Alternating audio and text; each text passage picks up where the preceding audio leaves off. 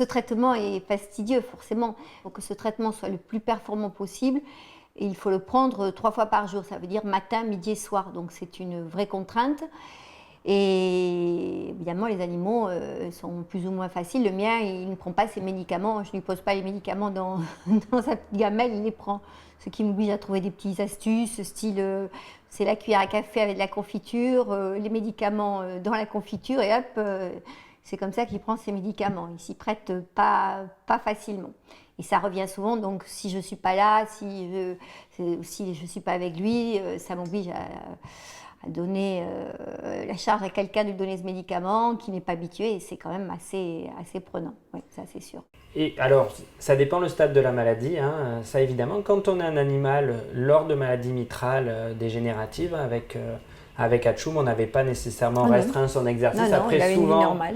les petits chiens, c'est vrai que ça peut être plus un problème sur des chiens de travail ou des chiens de sport. C'est vrai que la plupart des petits chiens sont quand même des chiens de compagnie ouais, qui ont un exercice protégé. qui est limité. Donc en général, il n'y a pas vraiment besoin de...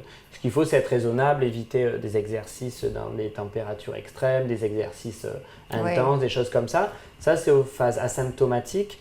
Quand on passe au stade d'insuffisance cardiaque, donc avec des signes, des symptômes congestifs, comme c'est le cas pour Hachoum, à ce moment-là, il faut être plus raisonné. Mais il ne faut pas arrêter tout exercice quand même, parce que l'exercice, c'est bon. Ça a été montré d'ailleurs chez l'homme. Il y a besoin de faire une certaine quantité d'exercice. Il faut éviter surtout que les animaux prennent trop de poids, deviennent trop gros. L'obésité, c'est un facteur aggravant.